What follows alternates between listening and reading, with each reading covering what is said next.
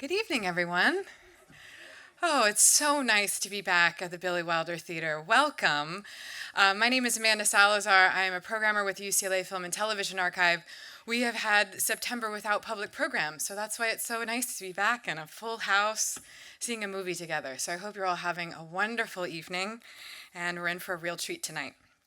So before we begin, as a land-grant institution, the Film and Television Archive at UCLA would like to acknowledge our presence on the traditional, ancestral, and unceded territory of the Gabrielino and Tongva peoples. We are humbled to do work in this community. We would like to thank of quite a few individuals and organizations that have helped make tonight's screening possible. All of the archive screenings at the Wilder are free thanks to a gift from an anonymous donor, and we are grateful for their support. This screening has been made possible by the Hugh M. Hefner Classic American Film Program. I would like to give a special thank you to a partner that you might have seen outside, hopefully selling some books this evening, but a big thank you to Larry Edmonds Bookstore, who was here with us before the screening. And if you didn't get your book, you can also our wonderful colleague Jeff will be sticking around, so you can go ahead and buy the book then, and I'm sure Marsha will be around for some signatures afterwards as well. I would also like to thank the Library of Congress for loaning us tonight's very special print of Leftover Ladies. Just a note on this print, the print is in overall good condition, while there's some scratching, but note this was struck from an original nitrate negative, which likely saw a bit of use, so we are thrilled to be able to screen this very rare print tonight. Which leads me to thanking our staff that is here. Again, so nice to be back with the wonderful UCLA students that are helping us. Nice to be back with Lauren Brown, our house manager. And I would also like to give a shout out and a thank you to Jim Smith, who will be projecting that beautiful print tonight. So thank you to all of you. And now for tonight's program. The UCLA Film and Television Archive has had the pleasure of welcoming Marsha Gordon for book signings and screenings for many years, and it has been a distinct pleasure of mine getting to work with her for the first time on this particular screening, and an event that I'm actually very excited about, to be hearing her come up very shortly. Marsha's new book, Becoming the Ex-Wife, The Unconventional Life and Forgotten Writings of Ursula, Parrott, does such a thorough and thoughtful job at capturing the complex life of Parrott. Parrott was writing about failed marriages, work-life balance, the dilemmas of being a single mother, and the desires of women to be independent in the late 20s and thereafter. While this sounds very groundbreaking, and let's be clear, it always is when a woman captures the multiplicity of our lived experience in a man's world, she was also critical of feminism, and as Marsha states in her book, quote, her stories rarely have happy endings. There is one thing that is very clear. Parrott was a woman who had a desire to tell stories, and Hollywood was interested, so lucky us. There's much more to say about Ursula and her work, so let me invite up our esteemed guest who will be presenting for roughly a half an hour before our screening of Leftover Ladies. Let me say a little bit about Marsha before we applaud her. Just a little, and I'm truncating her incredible bio, so give me a moment. I'd love to praise her. Marsha Gordon is a film studies professor at North Carolina University. Along with Becoming the Ex-Wife, she is the author of Film is Like a Battleground, Sam Fuller's War Movies, and Hollywood Ambitions, Celebrity in the Movie Age, and the co-editor of Learning with the Lights Off, a reader in educational film, and Screening Race in American Non-Theatrical Film.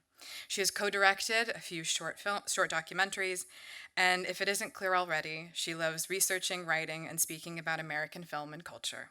For tonight's archive talk, please join me in welcoming Marsha to the stage.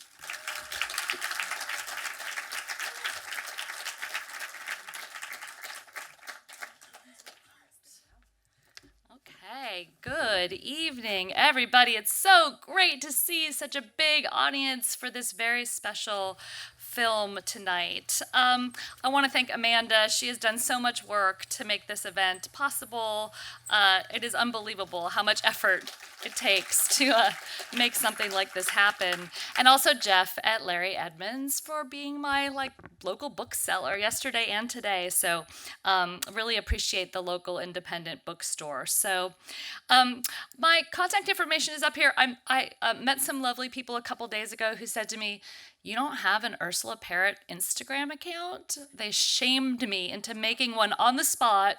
And yesterday, I started off with 5 followers. I'm at 32 today. But if you follow me on Instagram, I could get some more followers, and I will be doing my best to post about Ursula in the days to come. So you are in for a very rare treat tonight. You will be watching the only 35mm copy of Tiffany Pictures film Leftover Ladies in the United States, perhaps in the world. And this was adapted from a nonfiction article by Ursula Parrott. I have only seen the film once before at the Library of Congress in Washington, D.C., in the archives on a Steenbeck. I've never seen it projected. And according to this Tiffany advertisement, the LA Express has declared that you, the audience, will be thrilled. And the Hollywood Herald predicts that you will be bursting into sincere applause at the final fade out. So please don't disappoint anyone. Before introducing the movie that you are about to watch, I'm going to briefly introduce the woman who is the subject of my book and the author of the article on which this film is based, because the whole point is that she is pretty much been a forgotten figure, even though she certainly deserves a place in our minds and thoughts. She was Boston-born as Catherine Ursula Towle in 1899 to Irish Catholic parents. She attended the Boston Girls Latin School and graduated with a BA from Radcliffe in 1920. And she was incredibly fortunate that she was born and raised in a progressive part of the country where women's education was being valued and promoted really for the first time in American history. If you sent your daughter to Boston Latin Girls School, you had to promise that if she wanted to go to college, you would send her to college, which is really a pretty radical thing for the period in time. So she eloped to Greenwich Village in 1922. Instead of doing the master's she applied to do in English at Radcliffe with a journalist named Lindsay Mark Parrott. They had a son in 1923. They went through a difficult and long separation and got divorced in 1928, the first of what would end up being 4 divorces over the course of Ursula's life. And one of the things I love about being a researcher is digging through old documents, and I really love that on their marriage certificate, there's a place for his occupation, but not for hers. So that's not an option to even fill that in. So in her late 20s, Ursula Parrott found herself a divorcee who had a child and herself to support. Her ex-husband went off to his reporting career abroad and left her behind with the child.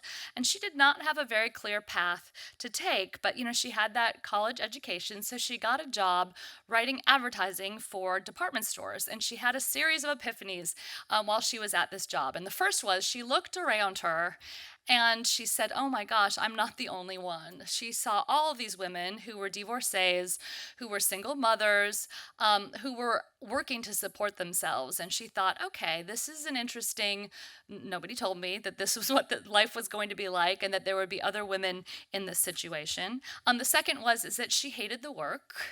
And the third was that she was a really good writer. And so she ended up writing a book, which was an only slightly fictionalized version of her travails and adventures to date, and anonymously published this book in August of 1929. The anonymity was pure marketing gimmick, right? Because if you can't put a name on a book, there's good stuff in between the covers, right? So her name was attached to it, before it was really even released to the public.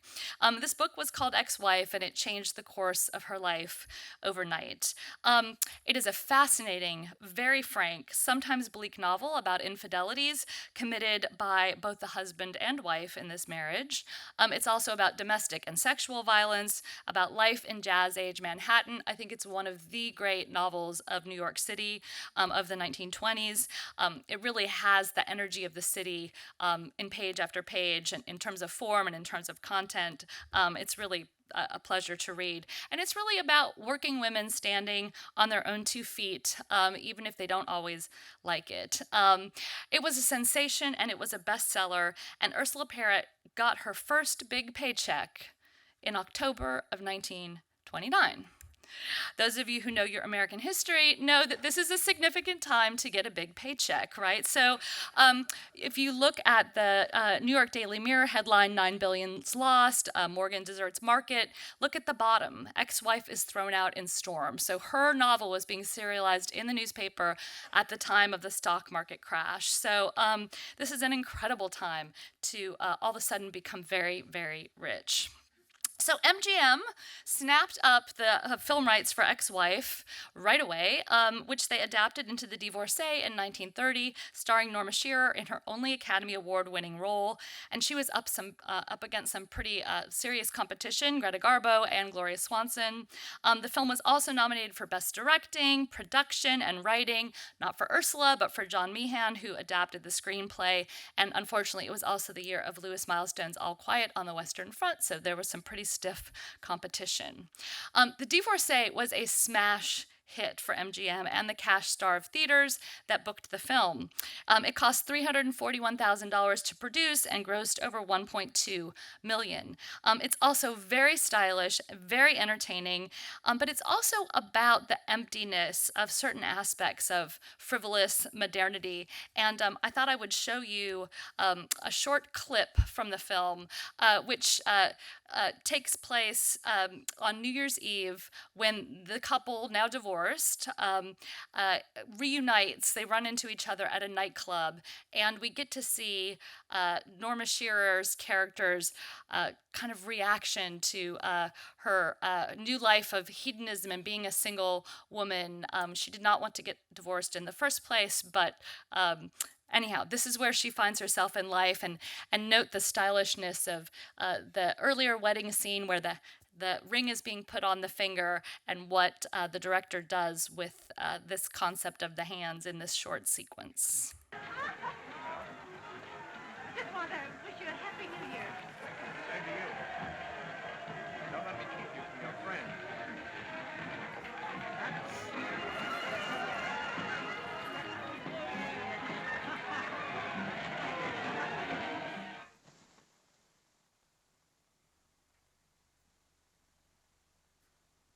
Oh, I couldn't think of accepting such a valuable gift. But, my dear, my feeling for you is purely platonic.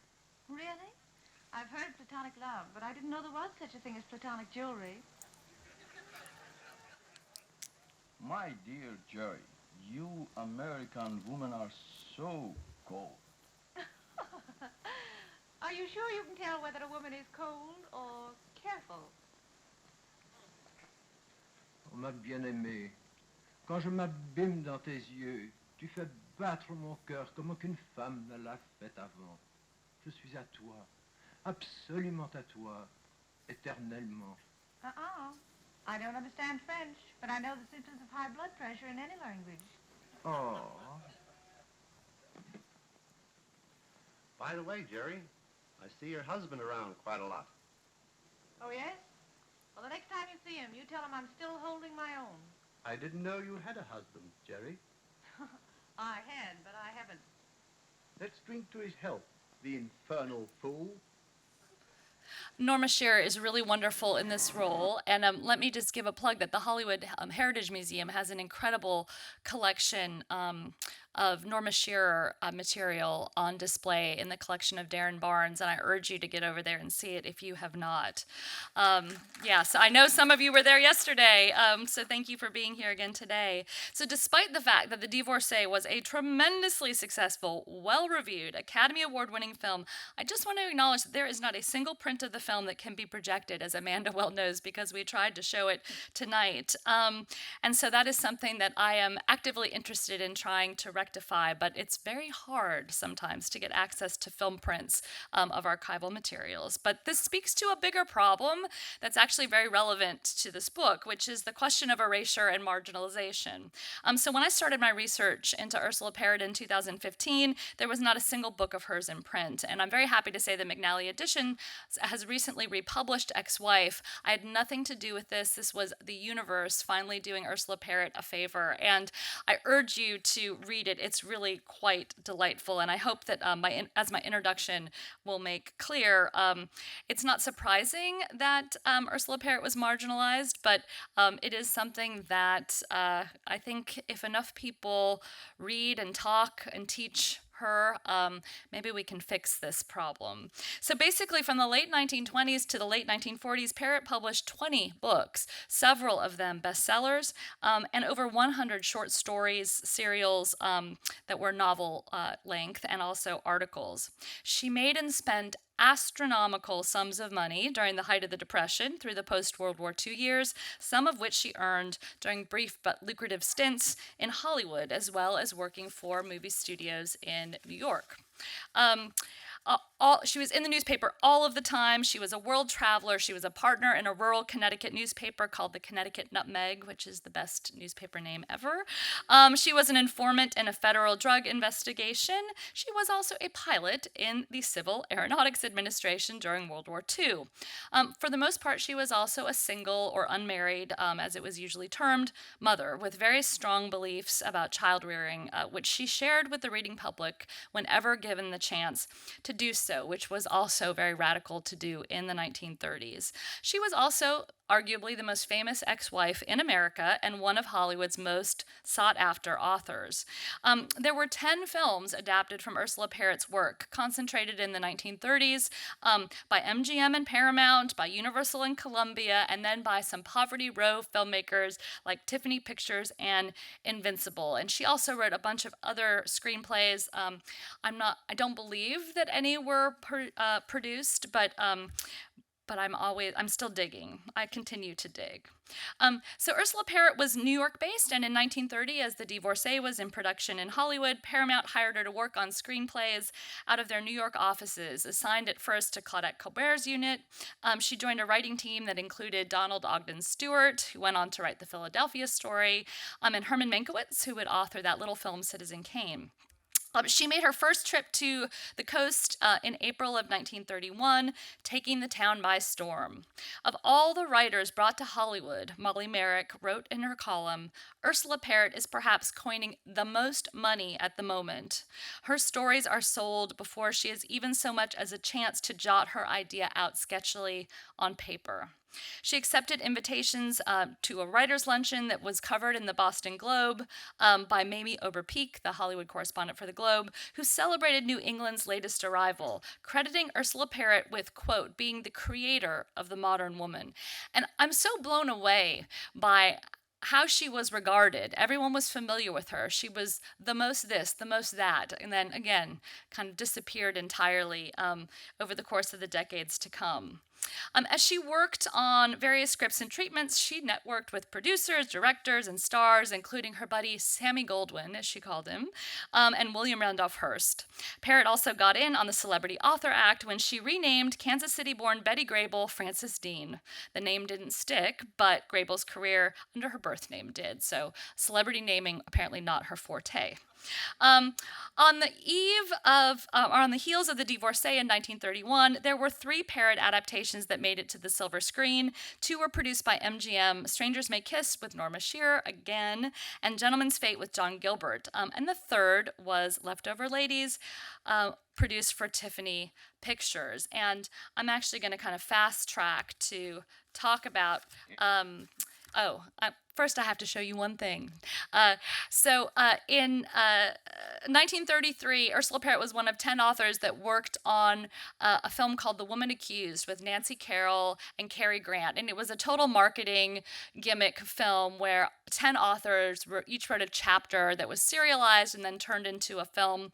But the best thing about this film is that it has an opening celebrity author credit sequence, and this is the only moving image footage of Ursula Parrott that survives. Again, I live in hope that I'm always going to find something more, but I'm going to show it to you, and I'm going to encourage you not to blink.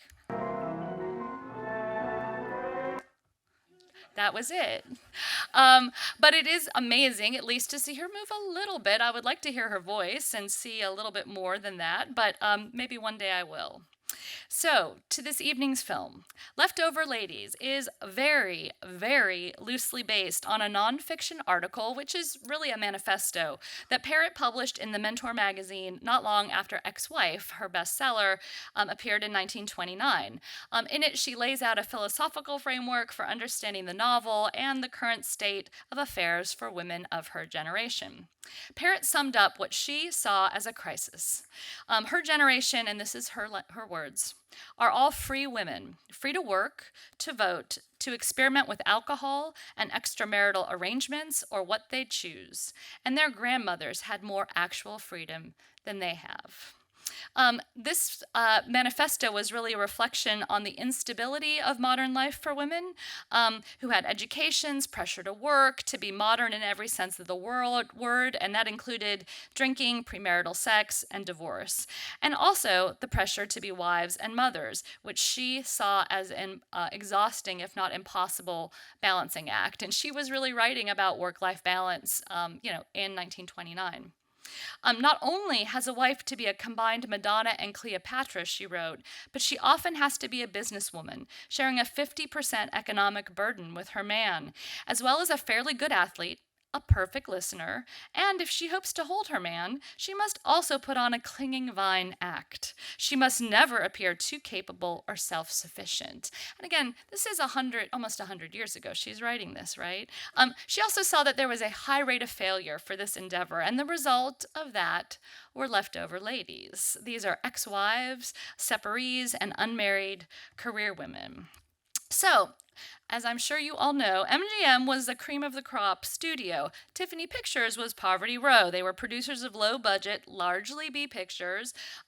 You can look at this 1931 lineup and you'll see the James Cruise super production, Frank Norris and Rupert Hughes adaptations, and films with titles like Husband Hunters and Leftover Ladies. Who doesn't like alliteration, right? I love this beautiful, colorful graphic that describes Leftover Ladies' protagonist. She laughed at the bonds of matrimony. She defied convention. She loved. She paid. That gives you a taste of what's to come. So Leftover Ladies was directed by Earl Kenton, who had been one of the original Keystone Cops and was a prolific B-movie director. His 1930s titles include Little Tough Guys in Society, She Asked for It, and the amazing and strange Island of Lost Souls with Bela Lugosi. You may recognize some of the performers in tonight's film, such as Marjorie Rambeau, who plays the Duchess. She played a lot of down on their luck, booze-worn women. She was in Min and Bill, Primrose Path, Tobacco Road, and Torch Song. She also had a role in MGM's 1931 adaptation of Parrott's novel Strangers May Kiss. You may recognize Alan Mowbray, the British-born co-founder of the Screen Actors Guild, who made appearances in films from My Darling Clementine to My Man Godfrey and The Man Who Knew Too Much. The fast-talking Roscoe Carnes plays Scoop O'Connor in this film, who becomes the female protagonist's escort, frustrated suitor, and potential ghostwriter, with quid pro quo compensations expected, and you probably will recognize him from his Go Friday if you don't know his performances elsewhere. Ladies, please note that the LA Express expects you to be thrilled at seeing some of your own problems presented this evening.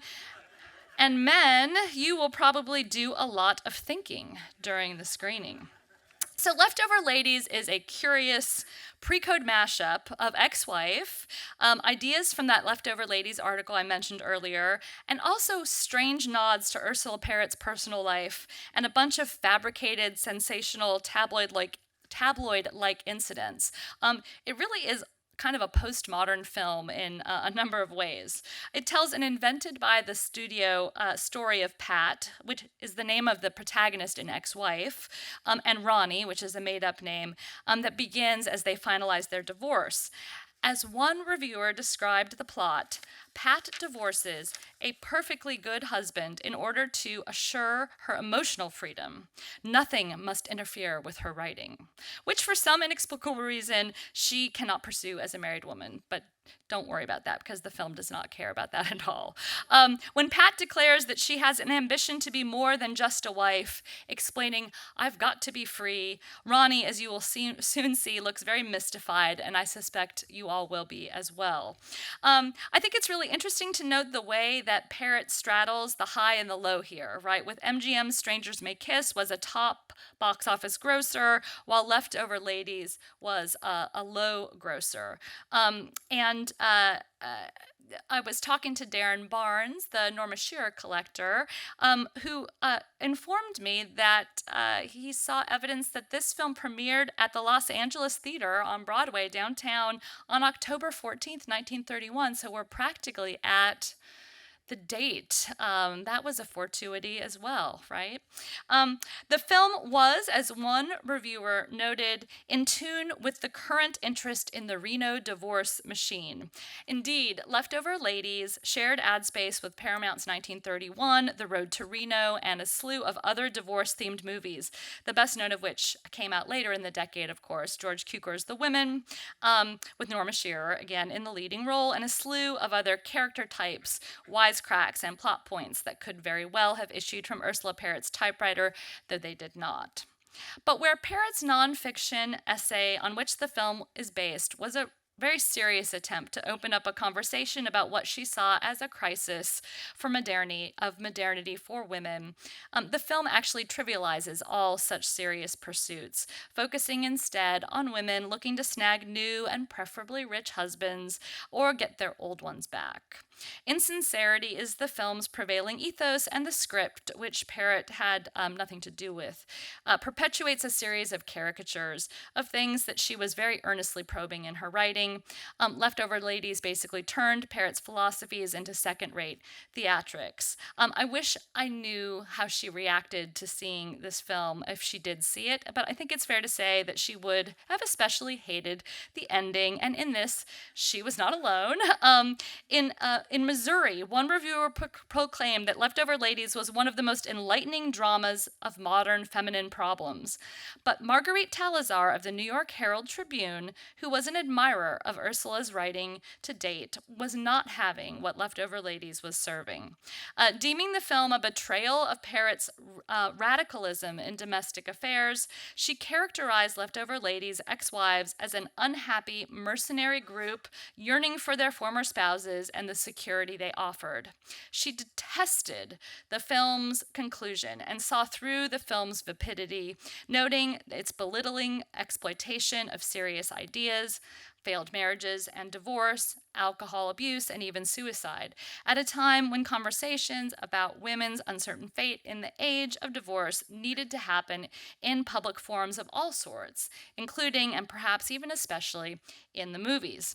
So as much as I would like this film to be tackling the problems of the patriarchy for women of the 1930s, I must confess that the things that make it irreverent and a little trashy are also what make it tremendously entertaining, with irrational immorality oozing out of every frame. So I urge you to pull out your hip flasks and enjoy the ride, and I will see you after.